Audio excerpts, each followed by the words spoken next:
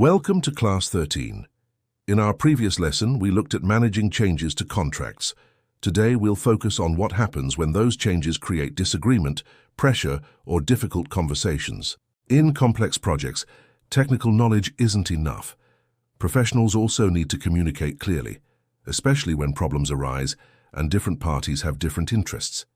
Disagreement is normal in business. People may have different opinions about costs, responsibilities, deadlines, or contractual rights.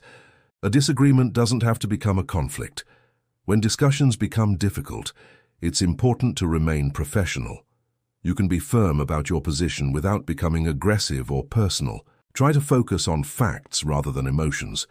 Refer to the contract, project records, evidence, and agreed timelines when explaining your position. Active listening is also essential. Listen carefully, ask questions, and make sure you understand the other person's concerns before responding. You can acknowledge someone's concerns without agreeing with them. Useful expressions include, "I understand your concern," and "I see your point." If you disagree, you don't need to be confrontational. You can say, "I'm not sure I agree. We see this differently," or "Our interpretation is different." If you need to challenge someone's argument, ask for information rather than attacking the person. For example, "Could you explain the basis for that?" Or, "What evidence supports this position?" One useful technique is reframing. Instead of focusing on who is to blame, focus on the problem that needs to be solved. Even when parties disagree, they often have common interests.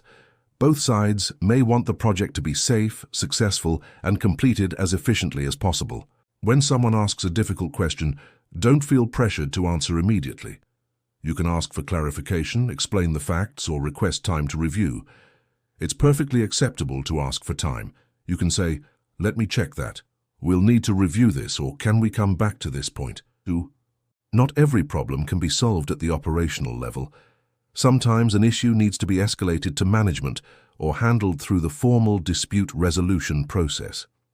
Let's consider a realistic example. The operator says, "The delay is your responsibility." The contractor responds, "We don't agree with that interpretation."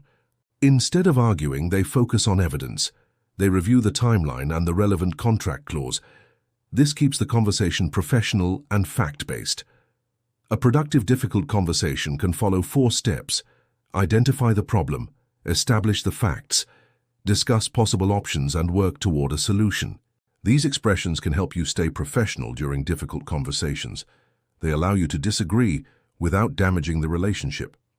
Let's review today's key vocabulary: disagreement, conflict, concern, evidence, interpretation, common ground, escalation, and resolution. Now imagine you're in a difficult meeting. What would you say if someone disagreed with you? If you needed more information? If you needed time to respond? Or if the discussion became emotional? Remember, difficult conversations don't have to become difficult relationships. Listen carefully, stay calm, focus on facts, and look for solutions.